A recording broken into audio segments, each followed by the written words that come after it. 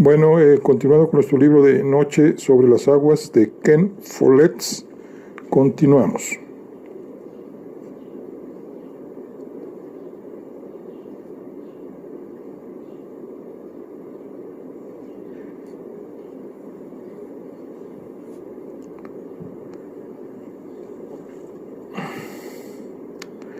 Eddie estaba en los jardines del hotel Lounge, con el corazón apesadumbrado y en la mente la duda de si volvería a ver algún día a Carol Ann. Aquello era una verdadera pesadilla.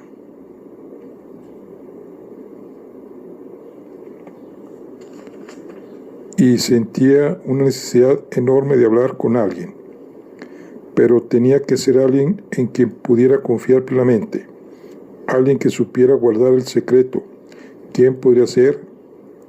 Pensó en el capitán Baker, pero este debía su lealtad al avión y a la seguridad de sus pasajeros, además de que era muy respetuoso a las reglas. Insistiría en que denunciara de inmediato aquella situación a la policía. No era él el indicado. ¿Había alguien más? Sí, Steve Appleby. Eddie y Steve se habían conocido en Annapolis y más tarde estuvieron juntos en Pearl Harbor. Cuando Steve se casó con Nella, Eddie fue su padrino, y el año anterior Steve le correspondió el favor. Él aún se encontraba trabajando en la marina, en el astillero de Portsmouth, en New Hampshire. Además, Steve siempre había sido especialista en resolver problemas, ya se tratara de obtener un pase de fin de semana o un par de boletos para el partido más importante de la temporada. Él podía conseguirlos cuando nadie más lo lograba. Eddie decidió ponerse en contacto con él. Regresó deprisa al hotel y pidió a la propietaria que lo comunicara al número telefónico de la base naval. Luego fue a su habitación. Ella iría a avisarle cuando la llamada estuviera lista. Se quitó el mono y se lavó las manos y la cara. Luego se puso una camisa limpia y los pantalones del uniforme. Estas acciones rutinarias lo tranquilizaron, pero estaba muy impaciente. Preparaba su maleta cuando la dueña del lugar llamó a la puerta. Bajó deprisa las escaleras y tomó el auricular. En la línea estaba la operadora del conmutador de la base. Con el teniente Appleby, por favor, dijo. ¿Puede darme su nombre, señor? Soy Eddie Dickens. La operadora perdió su tono formal. Ah, hola, Eddie. Tú fuiste el padrino de Steve, ¿no es así? Soy Laura Gross. Ahí nos conocimos. No puedo comunicarte con Steve por el momento, pero voy a llamar a Nella.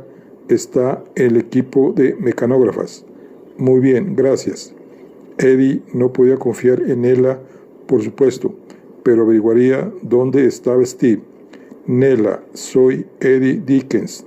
Te llamo desde Inglaterra. ¿Cuándo crees que regrese Steve? Desde Inglaterra, Dios mío. Steve regresará más tarde, esta misma mañana. Eddie, tu voz suena realmente preocupada. ¿Qué ocurre? ¿Tienes algún problema? Pues espero que Steve pueda comunicarse aquí conmigo si regresa pronto. Dio a Nella el número de teléfono de Lounge. Solo dile que me llame. Es importante. Estaré aquí una hora más. Después tendré que abordar el avión. Hoy volamos de regreso a Nueva York. Ya debo cortar. Colgó el auricular sin esperar a que ella respondiera. Sabía que había sido descortés de su parte, pero en esos momentos estaba demasiado preocupado para que eso le importara y para detenerse a pensar en cortesías. No sabía qué hacer, por lo que subió las escaleras y fue a su habitación. Dejó la puerta abierta para poder escuchar el teléfono del recibidor y se sentó sobre la cama. Estaba a punto de romper a llorar. A la gente que había secuestrado a Carol Ann le interesaba que él estuviera en el avión. Eso era claro. Y quizás ese era un buen motivo para no abordarlo. Pero si se quedaba, nunca podría ver a Luther y averiguar qué era lo que querían. Tal vez con eso pudiera frustrar sus planes, pero perdería toda posibilidad de tener cierto control sobre la situación. Sonó el teléfono. Al tiempo que se lanzaba escalera abajo, escuchó que la propietaria decía: el 4 de octubre, déjeme ver si tenemos alguna habitación libre. Desalentado, dio media vuelta. Se dijo que, a fin de cuentas, no había nada que Steve pudiera hacer. Nadie podía hacer nada. Eddie tendría sencillamente que seguir las instrucciones de los secuestradores de Carol Ann. Solo así se la devolverían. No había nada ni nadie que pudiera liberarlo de la trampa en la que se hallaba. Hundido en la pesadumbre, tomó su maleta y lentamente bajó las escaleras. Se detuvo en el recibidor con la esperanza de que el teléfono sonara. El capitán Baker bajó y miró a Eddie con sorpresa. «Se te hace tarde», le dijo. «Será mejor que vengas conmigo en el taxi». «Espero una llamada telefónica», replicó Eddie. Un gesto de desaprobación se dibujó en la frente del capitán y con firmeza le contestó: «Ya no puedes esperar más, vamos». Eddie se obligó a levantar su maleta y cruzar la puerta en dirección al taxi que aguardaba. Estaba solo.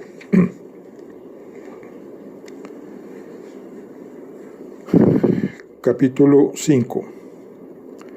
Por primera vez en la vida, Nancy Lenehans había engordado.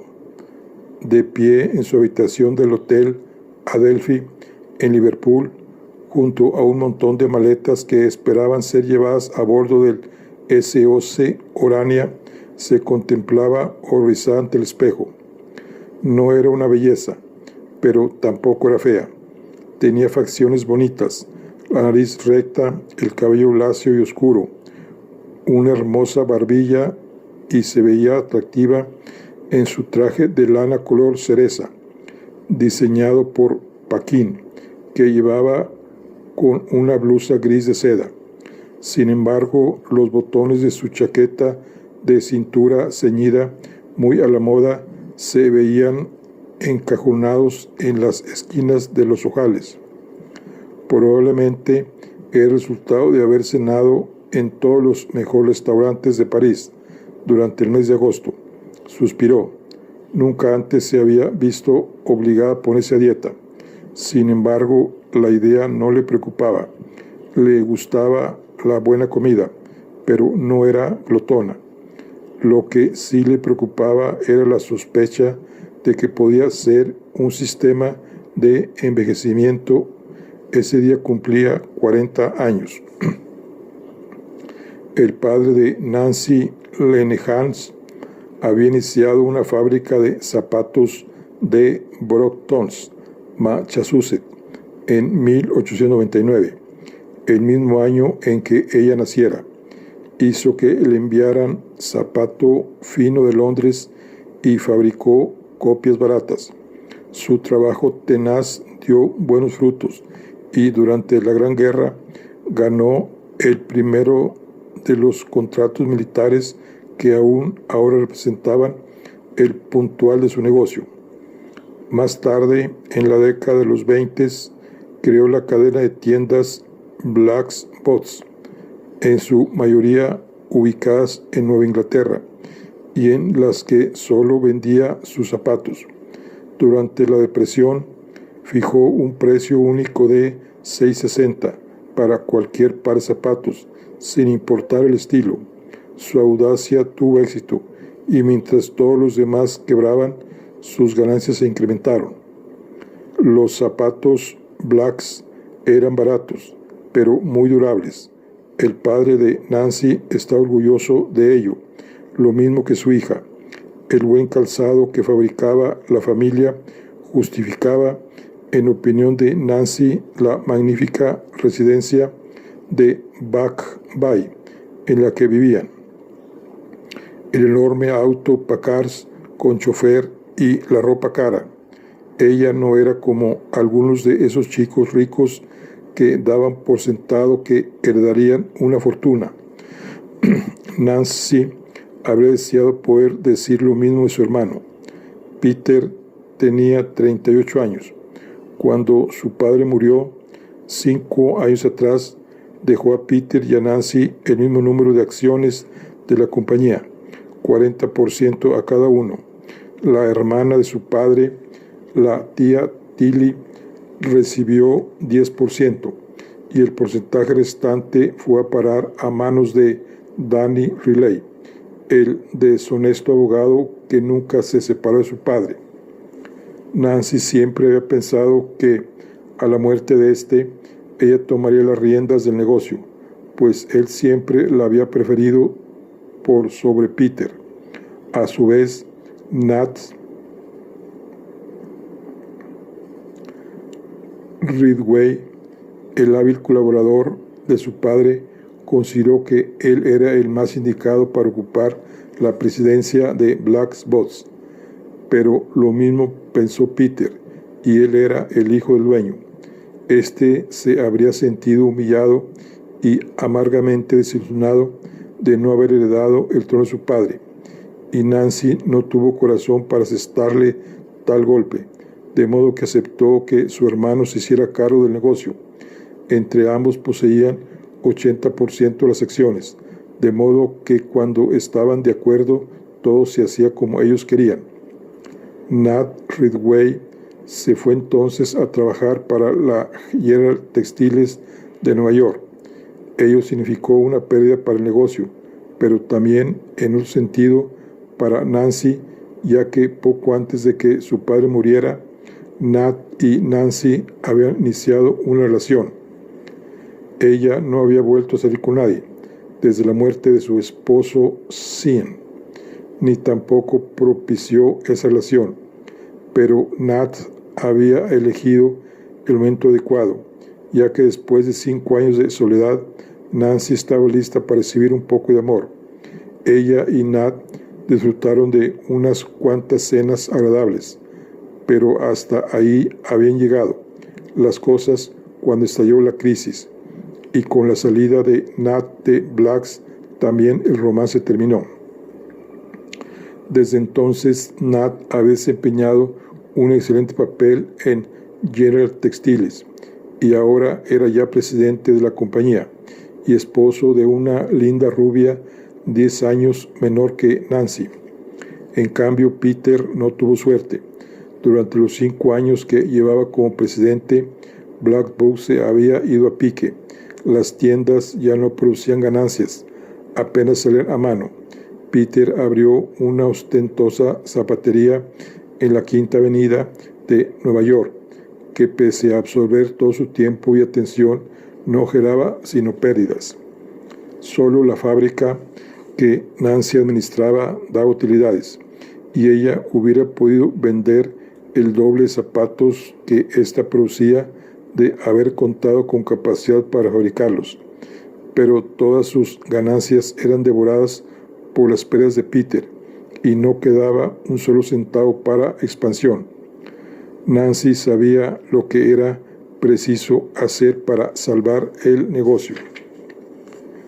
Se debía vender la cadena de tiendas para obtener efectivo.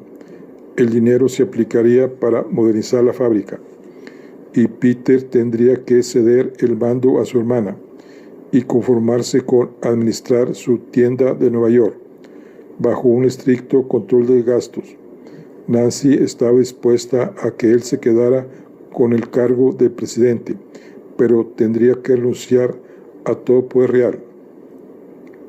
Ella había puesto por escrito tal propuesta en un informe y Peter le prometió que estudiaría la idea.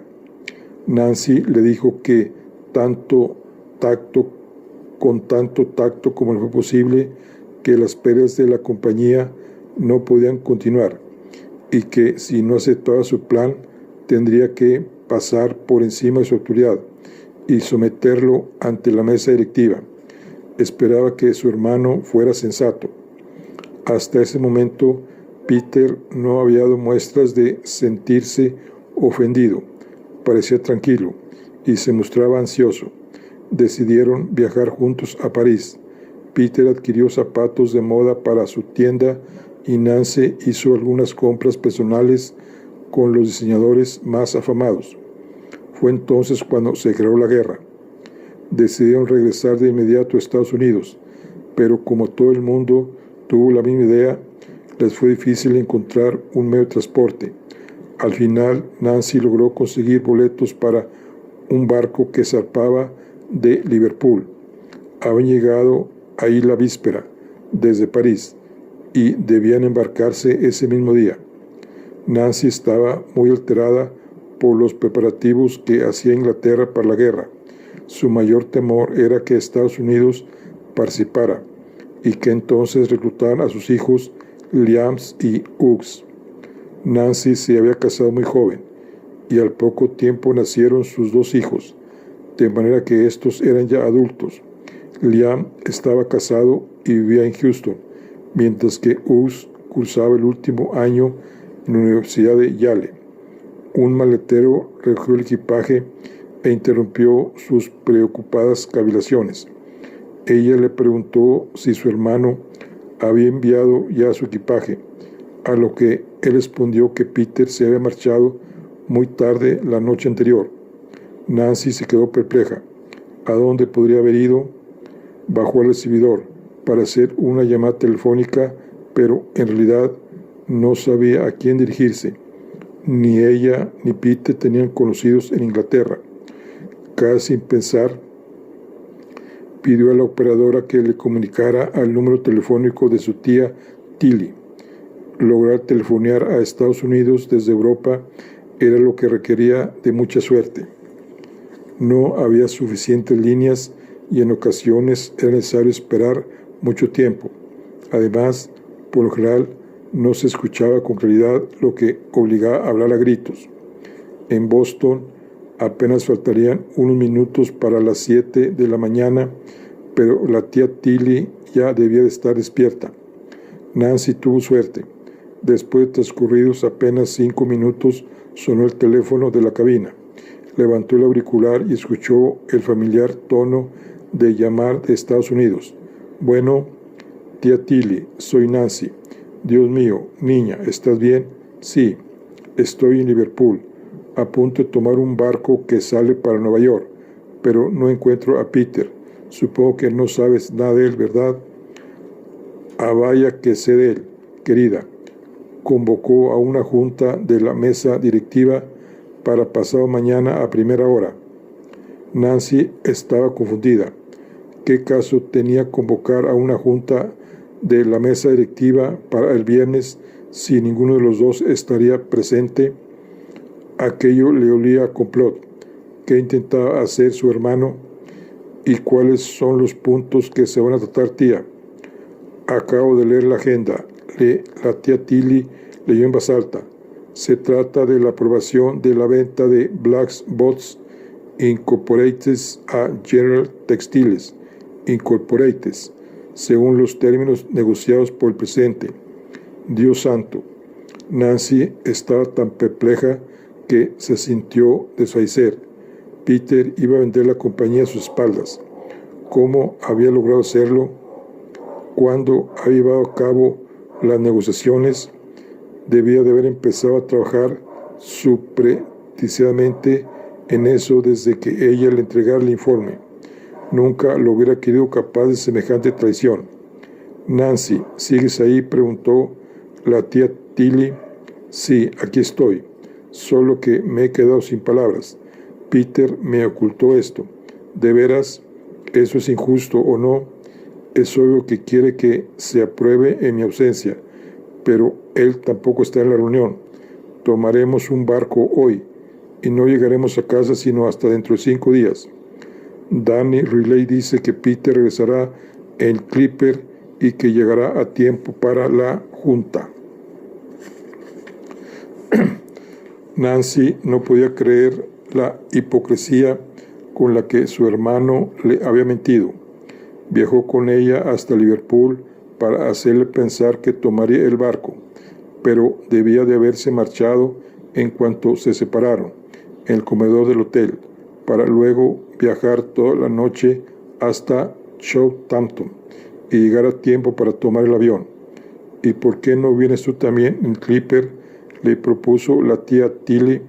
Voy a intentarlo, repuso Nancy con repentina determinación. Adiós. Se despidió y colgó. Con el corazón en la boca se acercó al mostrador y preguntó al encargado la hora de partida del siguiente vuelo del Clipper de Pan American. El hombre sacó un horario de vuelos, a las 12 en punto de hoy. Miró su reloj. Acaban de dar las 12. Ni aunque tuviera usted un avión privado, podría llegar a tiempo a Southampton, comentó el encargado. ¿Hay algún avión disponible?, le preguntó.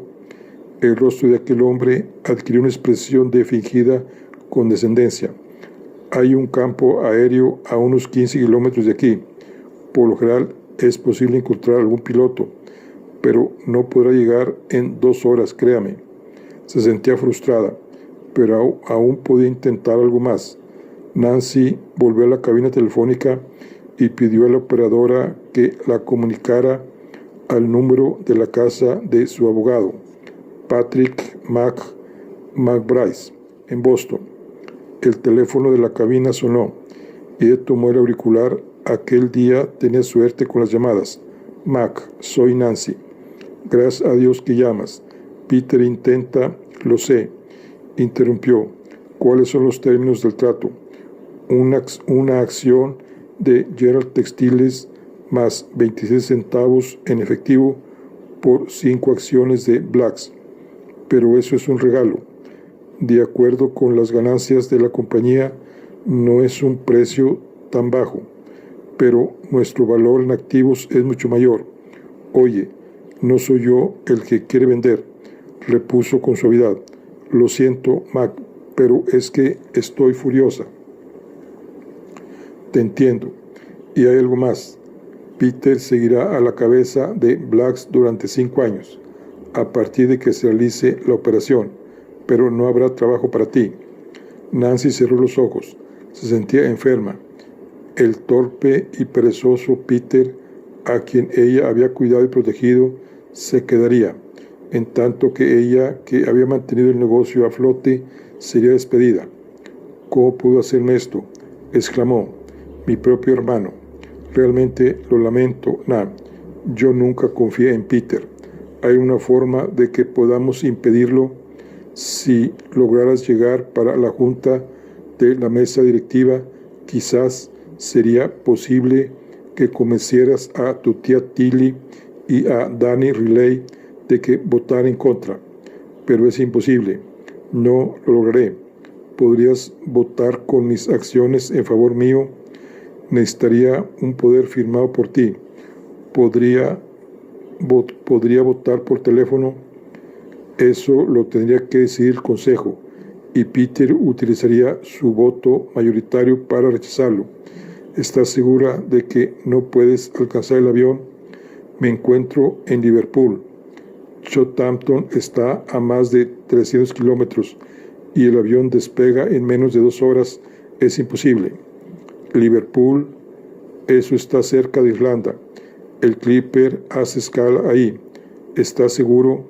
El corazón le dio un vuelco. Lo leí en el periódico. Baja en algún lugar de la costa oeste. No recuerdo el nombre, pero tal vez aún puedas alcanzarlo.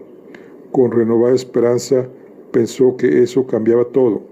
Voy a verificarlo y te llamo después. Adiós. Oye, Nancy, ¿qué? Buena suerte y feliz cumpleaños. Mac, eres maravilloso. Colgó y regresó al mostrador. El encargado le dirigió una sonrisa condescendiente. Entiendo que el Clipper hace escala en Irlanda, dijo. Así es, madame, en Foynes, en el estuario de Shannon. Tenía ganas de gritar y abofetear a aquel pomposo e infeliz tipejo, pero por no haberle dicho eso antes. pero en vez de ello le preguntó con una sonrisa, ¿a qué hora? El hombre tomó su horario de vuelos. Debe aterrizar a las 3:30 y va a despegar otra vez a las 4:30. ¿Crees que podría llegar allá a tiempo? Su sonrisa de tolerancia se esfumó y la miró con más respeto. No se me había ocurrido, dijo. Es un vuelo de 2 horas en un avión pequeño. Si logra encontrar un piloto, si podría llegar.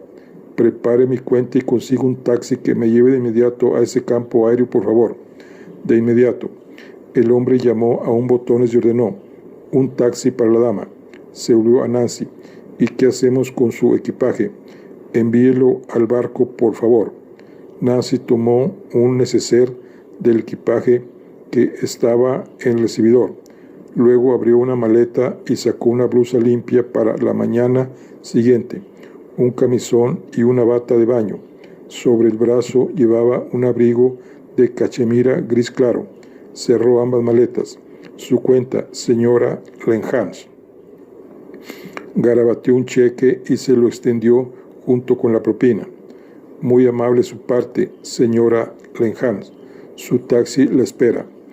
El auto avanzó con una lentitud desesperante por el centro de la ciudad, pero alcanzó una buena velocidad al llegar a los suburbios e internarse en la campiña. Finalmente, para alivio de Nancy, el conductor dio una vuelta para salir de la carretera, atravesó una reja abierta y empezó a avanzar por un campo hasta llegar, dando tumbos, a un pequeño hangar. Esparcidos sobre el verde césped se veían muchos pequeños aviones de colores brillantes. El conductor la llevó hasta la enorme puerta del hangar. «Aguarde aquí, por favor», le pidió, y salió del auto. Entró deprisa en el hangar. En su interior había 3 aviones, pero ni una sola persona. Salió de nuevo y fue a la parte posterior. Ahí encontró a 2 hombres junto a un avión precioso. Era un biplano pintado de amarillo canario y con unos pequeños neumáticos también amarillos que hicieron recordar a Nancy los carros de juguetes. En ese momento lo cargaban de combustible. Un hombre con un mono azul manchado de grasa estaba subido en una escalera y vertía combustible en una protuberancia del ala por encima del asiento delantero. En tierra se hallaba un hombre atractivo y alto, aproximadamente de la misma edad que ella. Llevaba un casco de piloto y una chaqueta de cuero. Hablaba con el mecánico. «Disculpe», dijo Nancy, «siento molestarlos. Quisiera alquilar un avión». El hombre alto interrumpió su conversación y respondió, «No puedo ayudarla. Se trata de una emergencia». «No soy un maldito taxista», exclamó el hombre y se volvió. Nancy ya estaba lo suficientemente molesta, por lo que replicó, «¿Tiene usted que ser tan grosero?». Eso captó su atención. No quería ser grosero. Se disculpó con suavidad. «Pero ni mi avión ni yo estamos en alquiler. Por favor, no se ofenda. Pero si se trata de dinero, yo podría pagar un precio muy elevado», dijo desesperada. Pero el hombre sí se ofendió. Su expresión se congeló. Dio media vuelta y empezó a caminar. Nancy observó que debajo de la chaqueta de cuero el hombre llevaba un traje gris oscuro con rayas blancas. Era obvio que se trataba de un empresario adinerado que volaba su propio avión por placer. «Entonces, ¿no hay alguien más?». El mecánico apartó la mirada del tanque de combustible y negó con la cabeza. «Hoy no viene nadie», repuso. Nancy deseaba gritar por la impotencia.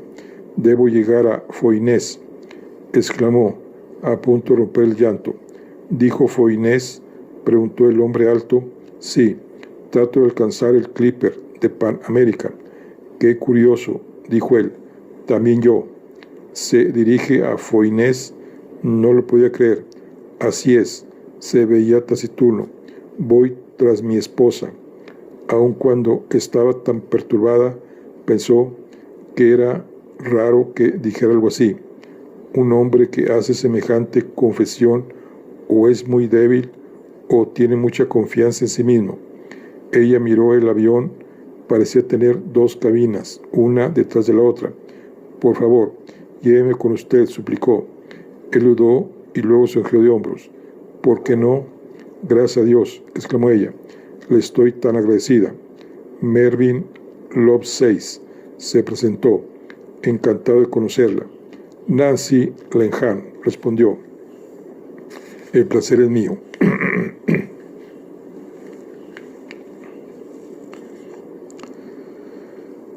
Segunda 2 de Southampton a Foynes, capítulo 6. A medida que el tren avanzaba con rumbo al sur, a través del bosque de pinos de Surrey, en dirección a Southampton, el estado de ánimo de Margaret Oxenford oscilaba sin descanso entre la más negra desdicha y una creciente excitación. La familia Oxenford viajaba en un vagón especial, reservado para los pasajeros del Clipper de Pan American. Margaret se sentía furiosa y miserable por abandonar su patria cuando ésta más la necesitaba, pero no podía evitar emocionarse ante la perspectiva de volar a Estados Unidos.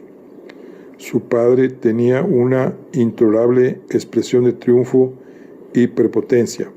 Margaret sabía que se sentía satisfecho por haber logrado aplastar su rebelión, pero llegaría el día en que dejaría de imponerle órdenes e intimidarla, ¿o no?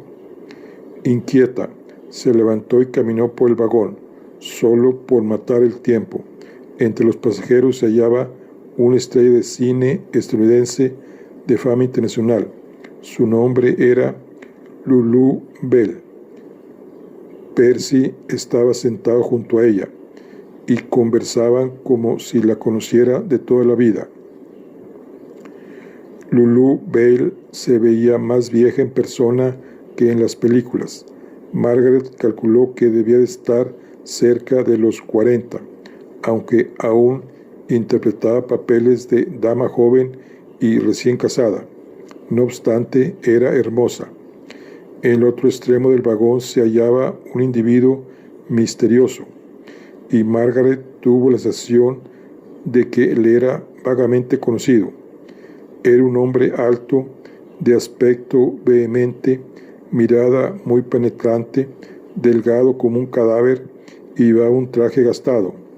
Tenía el cabello extremadamente corto, como el de un prisionero, y se veía tenso y preocupado. Las miradas de Margaret y aquel hombre se cruzaron. De pronto recordó haber visto su fotografía en los periódicos.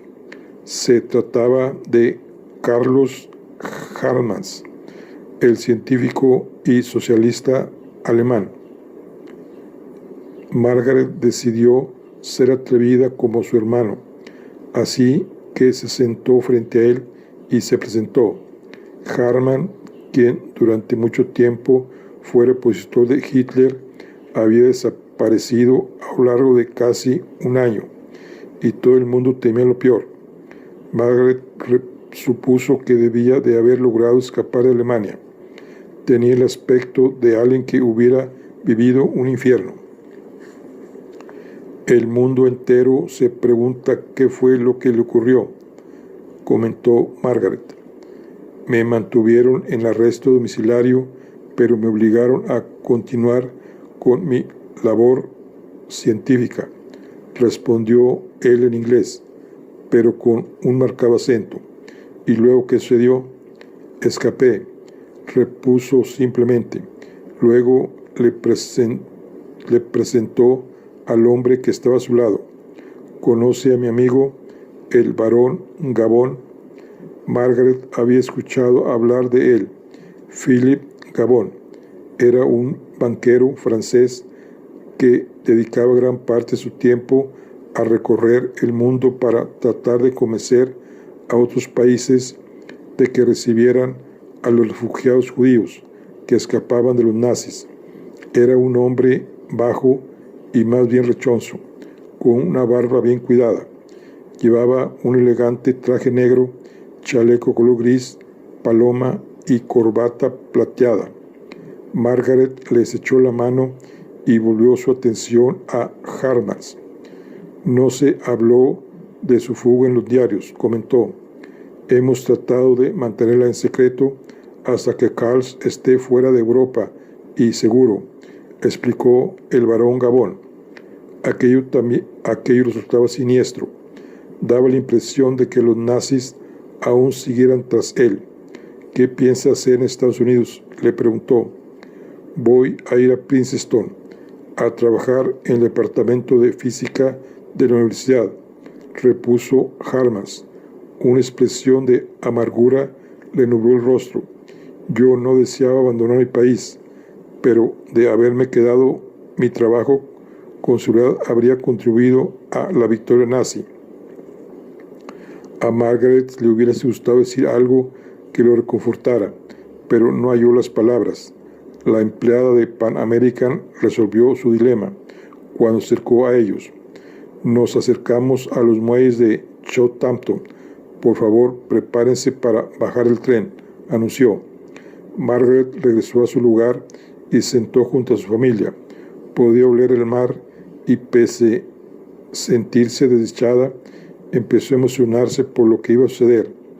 El ferrocarril entró en los muelles, pasó frente al mar y avanzó lentamente, dejando atrás cobertizos, grúas y cruceros transatlánticos, para finalmente detenerse detrás de un edificio en el que había un letrero que decía Casa Imperial. Al igual que el resto de los pasajeros, los Oxenford recogieron su equipaje y bajaron del tren. Mientras sus maletas eran transferidas del tren al avión, todos entraron en la Casa Imperial a fin de efectuar los trámites necesarios para la partida. Unos minutos después, el avión estaba listo para ser abordado. Salieron directamente al embarcadero. Ahí estaba atracado el Clipper, meciéndose suavemente sobre el agua y con sus costados plateados que el sol hacía resplandecer. Era enorme, tan alto como una casa, y largo como 2 canchas de tenis. ¿Cómo era posible que semejante aparato pudiera volar? Llegaron al embarcadero. Una pasarela bajaba hasta un muelle flotante.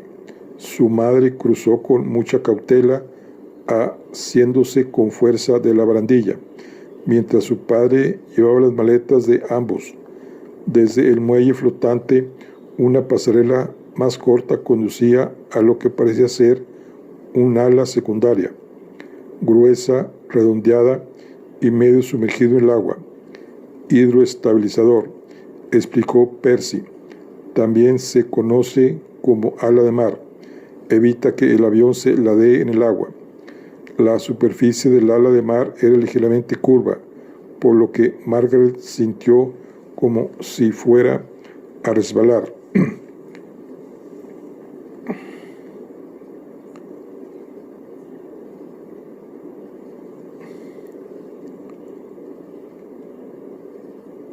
Pero no fue así. Había una puerta en el fuselaje debajo de la palabra aéreas, del letrero, líneas aéreas Pan American. Margaret agachó la cabeza, dio un paso para cruzar el umbral y entró en el avión. Era un lugar de aproximadamente 4 metros cuadrados, con una lujosa alfombra de color tierra, paredes beige y butacas azules cuyo tapiz tenía un dibujo de estrellas. En el techo había lámparas de domo y enormes ventanas con persianas. El techo y las paredes eran rectas. Parecía más una casa que un avión. Había 2 puertas. Algunos pasajeros fueron conducidos a la parte posterior y al mirar en esa dirección, Margaret alcanzó a ver que había varios salones, todos alfombrados y decorados en suaves tonos de canela y verde, pero a los Oxenford Lo sentaron en la parte anterior. Un sobrecargo bajito y un tanto regordete, quien traía una chaqueta blanca, se presentó como Nicky y los guió al siguiente compartimiento. Era una habitación un poco más pequeña que la anterior, decorada de un color diferente, alfombra azul turquesa, paredes verdes, verde claro y tapicería en color beige. A la derecha de Margaret había dos grandes butacas de 3 plazas, una frente a la otra, y una mesita entre ambas, debajo de la ventanilla. A su izquierda, al otro lado del pasillo, se veía otro par de butacas, un poco más pequeñas, de 2 plazas.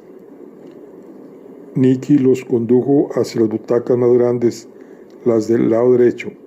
El marqués de Oxenford y su esposa se sentaron junto a la ventanilla, y Margaret y Percy junto al pasillo, lo que dejó 2 sitios vacíos entre ellos y 4 al otro lado del pasillo. Prefiero sentarme mirando hacia el frente, Margaret escuchó decir a alguien con acento estadounidense. Levantó la mirada. Nicky, el sobrecargo, indicaba su asiento a un hombre en el otro extremo del compartimiento. Este daba la espalda a Margaret. Tenía el cabello rubio y llevaba un traje azul. «Está bien, señor Van den Post», dijo el sobrecargo. «Tome el asiento de enfrente». Así lo hizo. Margaret lo vio y sus miradas se encontraron. Se quedó atónita al reconocerlo. No era estadounidense, ni su apellido era Van den Post. Los ojos azules de él le lanzaron una advertencia, pero era demasiado tarde. «Dios mío», exclamó ella sin pensarlo, «pero si es usted, Harry Marsh». Momentos como aquel hacían salir lo mejor de Harry.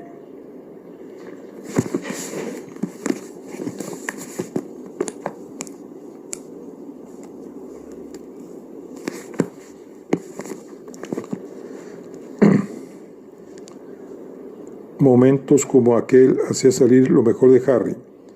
Después de violar su fianza, viajar con un pasaporte robado, un nombre falso y haciéndose pasar por estadounidense, tenía la increíble mala suerte de toparse con una chica que sabía que era un ladrón, que lo había escuchado hablar con diferentes acentos y que ahora, a voz en cuello, lo llamaba por su verdadero nombre.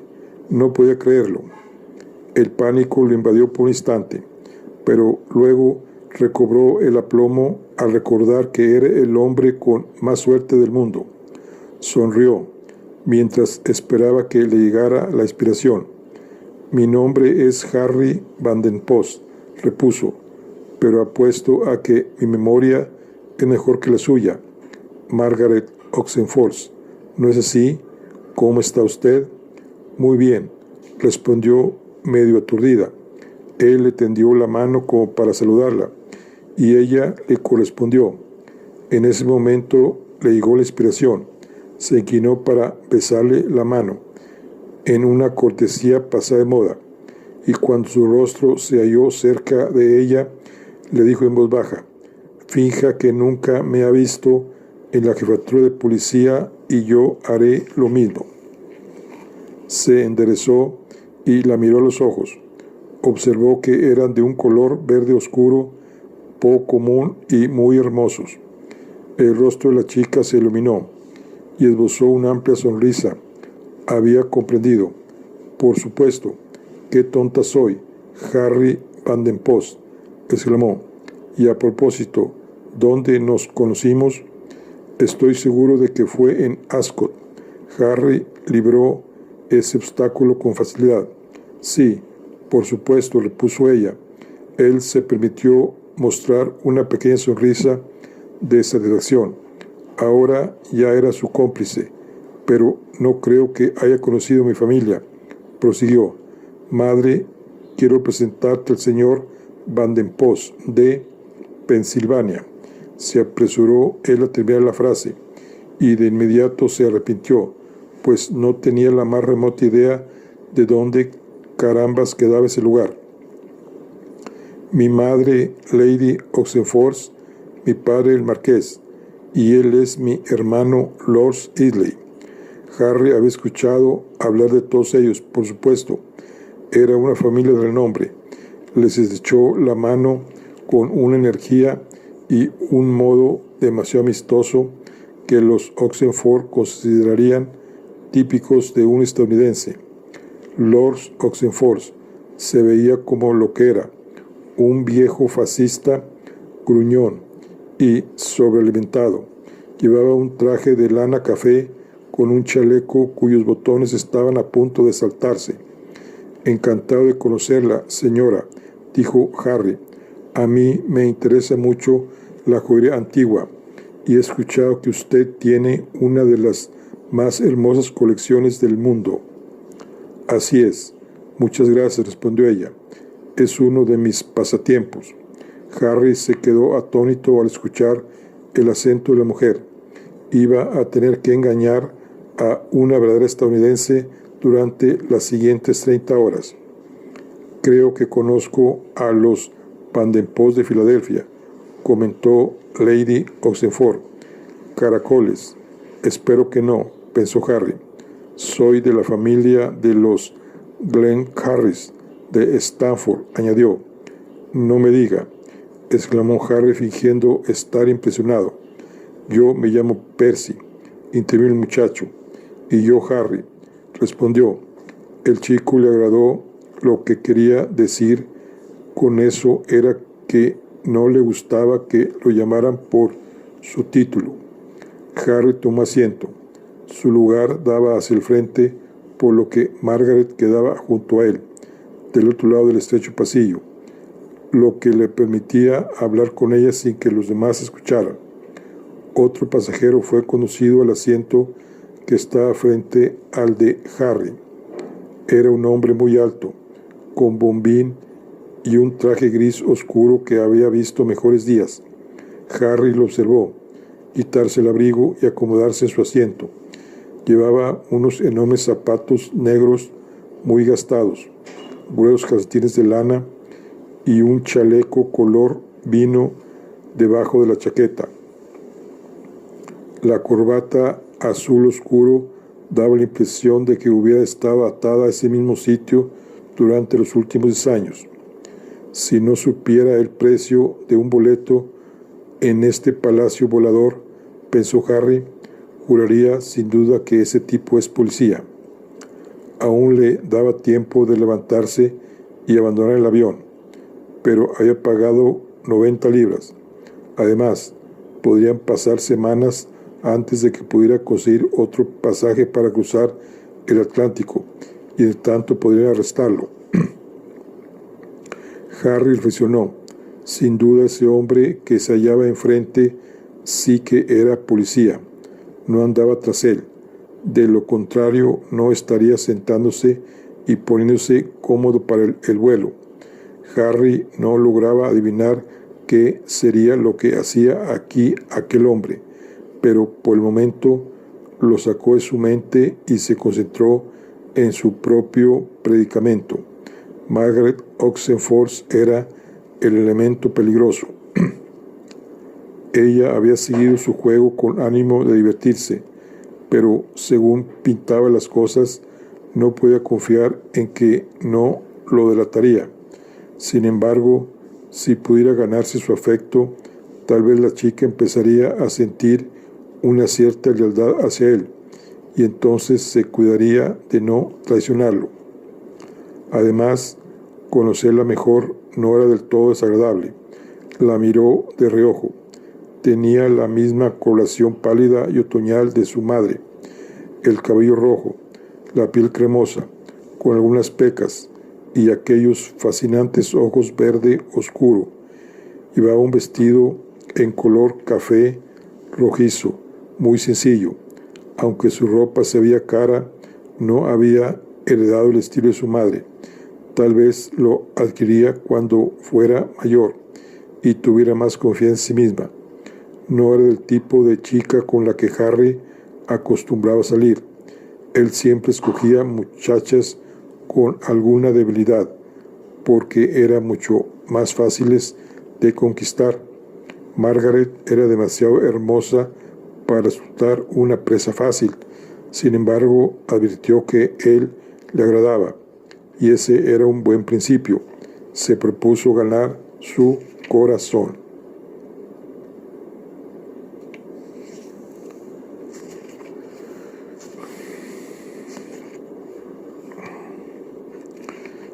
Ya cerraron la puerta, exclamó Percy. Harry empezó a ponerse nervioso. Al escuchar un ruido sordo, se asomó con ansiedad por la ventanilla. Mientras miraba, el ruido se hizo más fuerte y una hélice comenzó a girar. Empezaban a encender los motores, aunque el sonido era amortiguado, con una gruesa capa de aislante. Podía sentirse la vibración de los poderosos motores y el nerviosismo de Harry fue en aumento. Margaret tenía las manos apretadas con fuerza sobre el regazo. Parecía nerviosa y emocionada al mismo tiempo, como si estuviera a punto de dar un paseo en la montaña rusa. Con las mejillas enrojecidas, una mirada de emoción y la boca entreabierta, se veía muy sensual. El clipper avanzó hasta la mitad del estuario, disminuyó la velocidad y comenzó a virar. Se mecía con la brisa y Harry se dio cuenta de que se colocaba en dirección del viento para despegar. De pronto se escuchó un terrible rugido, como el estallido de una tormenta espantosa, cuando los 4 gigantescos motores empezaban a funcionar a su máxima potencia. A Harry se le escapó un grito de sorpresa, pero este fue ahogado por el ruido.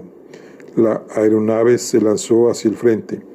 Ganaba velocidad a cada segundo, como una lancha rápida, salvo que ninguna lancha de ese tamaño podría acelerar tan pronto.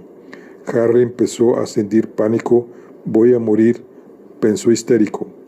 El clipper aceleraba cada vez más. Harry nunca había bajado a semejante velocidad sobre el agua. Iban a 80, 90, 100 kilómetros por hora. «Vamos a explotar», se dijo. Entonces, de repente, sintió que el avión se liberaba. Este se impulsó hacia adelante y hacia arriba, y Harry vio que el agua quedaba abajo. A medida que el avión ascendía, «Madre Santa, estamos volando», pensó, «volando». Una vez en el aire, su temor se convirtió en una sensación de júbilo. Deseaba gritar. Al ver a su alrededor, observó que todos los demás sonreían con alivio. Después de un momento, el avión se equilibró y el rugido de los motores se redujo súbitamente a un zumbido sordo. Nicky, el sobrecargo, volvió a aparecer. «¿Desearía tomar un cóctel, señor Van den Post?», le preguntó. «Exactamente lo que necesito», pensó Harry. «Whisky doble», respondió de inmediato. Luego recordó que se suponía que era estadounidense. «Con mucho hielo», añadió. Nicky tomó la orden de los Oxenford y luego desapareció por la puerta delantera. Harry desató su cinturón de seguridad y se levantó. Caminó hacia el frente, como el sobrecargo, y cruzó la puerta. A la izquierda había una cocina brillante, de acero inoxidable, en la que el sobrecargo preparaba las bebidas.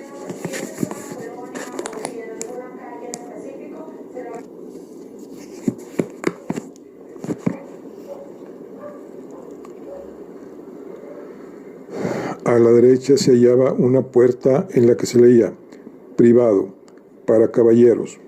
Él supuso que sería el excusado. Junto a este había una escalera de caracol. Sin duda debe llevar a la cabina del piloto. Más allá estaba otro compartimiento de pasajeros ocupado por una tripulación uniformada.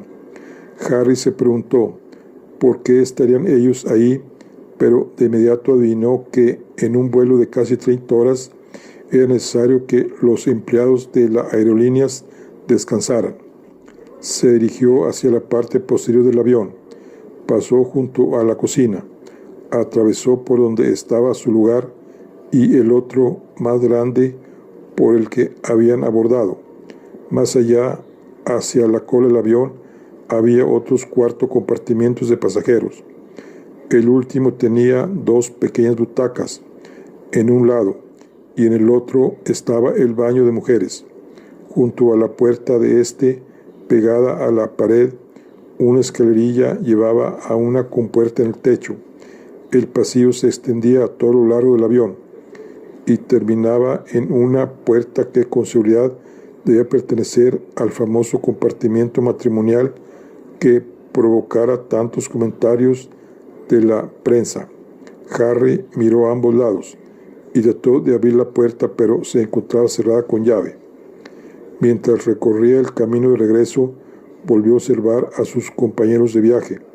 Vio de nuevo a la hermosa rubia de la cafetería del Hotel Southwestern. Se reía de algo que su compañero le decía. Era obvio que estaba enamorada de él, aunque no era muy apuesto. El compartimiento más grande por el que abordaran servía de sala de descanso. 4 o 5 personas estaban en él, entre ellas el hombre alto que se había sentado frente a Harry.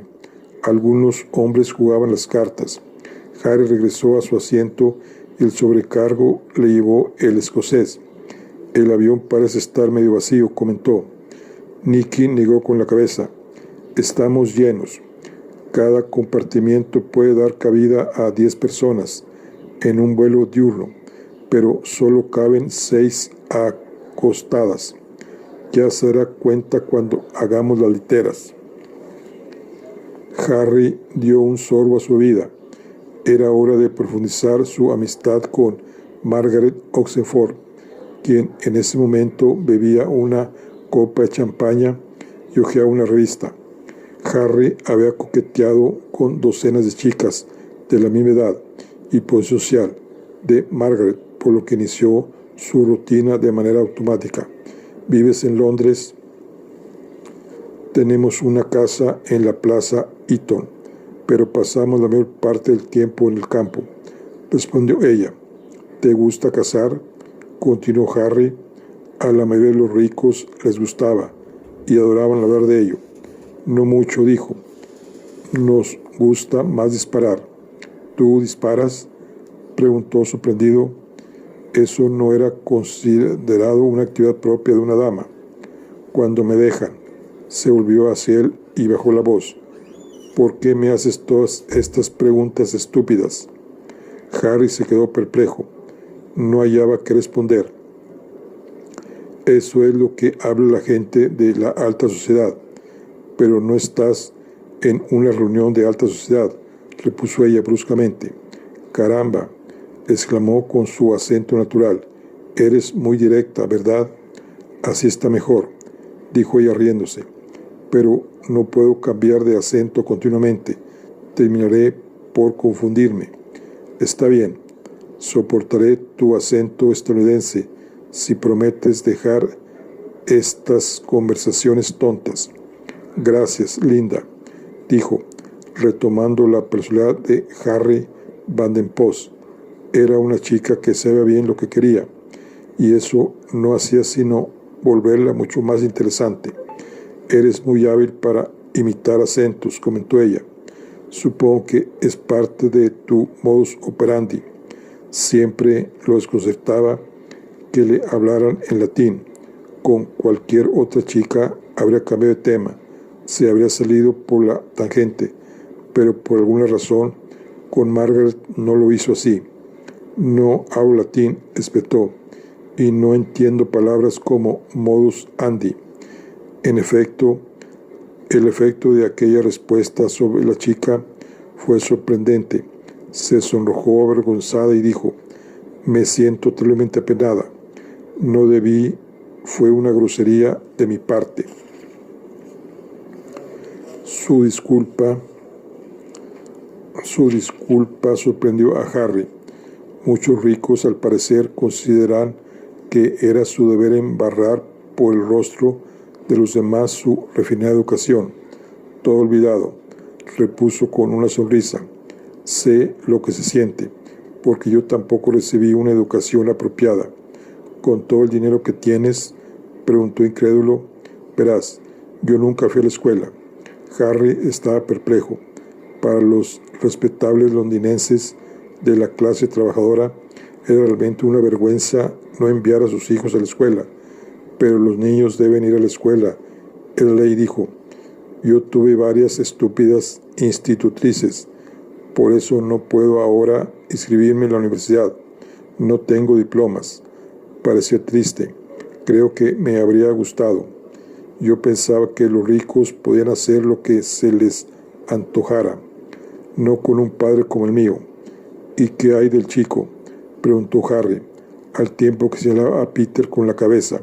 Oh, mi hermano está en Eton, repuso Margaret con amargura. Es diferente cuando se trata de hombres. ¿Eso quiere decir que no estás de acuerdo con tu padre en otras cosas, como en política, por ejemplo? Por supuesto que no, exclamó con orgullo. No comparto para nada sus ideas. Yo soy socialista. Esa puede ser la clave para llegar a ella, pensó Harry. Yo pertenecí al Partido Comunista, comentó, y era verdad. Se había unido a él cuando tenía 16 años, aunque lo dejó después de 3 semanas. Sin embargo, considero que yo he hecho más que los rojos en cuanto a regresar algo de la riqueza a los trabajadores que la producen. ¿Cómo? Bueno, extraigo efectivo de Mayfair y lo llevo a Battersea. ¿Quiere decir que solo robas a los ricos? No tiene caso robar a los pobres. No tienen dinero. Es increíble. Sus ojos chispearon con interés y animación. Se veía arrebatadora. Supongo que sabía de la existencia de gente como tú, pero es simplemente extraordinario que haya podido conocerte, porque vas a Estados Unidos para librarme de la prisión. ¿Qué harás cuando llegues ahí? Creo que me uniré a la Fuerza Aérea Canadiense. Me gustaría aprender a volar. ¿Y tú? ¿Por qué vas a Estados Unidos? Estamos huyendo. Les me molesta. Como sabes, mi padre es fascista. Ajá, he leído sobre él en los periódicos. Bueno, él cree que los nazis son maravillosos y no quiere luchar contra ellos. Además, el gobierno lo habría encarcelado si nos hubiéramos quedado. Pero tú no quieres ir. Por supuesto que no, exclamó con energía. Lo único que deseaba era quedarme y luchar. El fascismo es una de las más terribles iniquidades, y yo quiero hacer mi parte. Harry solo escuchaba la conversación a medias. Por su mente pasó una idea tan apabullante que el corazón empezó a latirle más deprisa, y debía esforzarse por mantener en su rostro una expresión normal. Cuando la gente escapa de un país que está a punto de entrar en guerra, no abandona sus posesiones. Era obvio. Los Oxenford debían de llevar con ellos sus joyas y especialmente el juego de Lee. La sola idea lo dejó sin aliento. El juego de Lee era el elemento central de la famosa colección de joyas antiguas de Lady Oxenford. Se trataba de un collar, un brazalete y unos pendientes de rubíes y diamantes montados en oro. Los rubíes eran birmanos, la más apreciada de todas las clases, y eran inmensamente grandes. El general Roberto Clive, conocido como Clive de la India, los había llevado a Inglaterra en el siglo XVIII y fueron engarzados por los joyeros reales. Se decía que el juego de Lee tenía un valor de $250,000 de libras, más dinero del que un hombre podría gastar en su vida. y era casi seguro que se hallaba en ese avión. Ningún ladrón profesional robaría el curso de un viaje en barco o avión, pues la lista de sospechosos resulta demasiado reducido. Además, Harry suplantaba a un estadounidense, estaba en libertad bajo fianza y sentada frente a un policía. Sería una locura tratar de echarle el guante a esas joyas, y Harry se estremeció en solo de pensar en los riesgos que implicaba. Pero por otra parte, nunca tendría otra oportunidad como esa. De pronto sintió necesidad de aquellas joyas como alguien que se ahoga y lucha por respirar. Era obvio que no podría vender el juego en $250,000, pero podría obtener, digamos, 25,000 libras, que eran un poco más de $100,000. Debía robarlo. Sin duda alguna, los riesgos eran abrumadores, pero él siempre había tenido suerte. «Creo que no me escuchas», dijo Margaret. «Lo siento», se disculpó Harry con una sonrisa. «Algo que dijiste me puso a soñar despierto. Lo sé, y por la expresión de tu rostro podría jurar que pensabas en alguien a quien amas». Bueno, aquí concluimos la charla de hoy. Nos vemos en la siguiente. Hasta luego.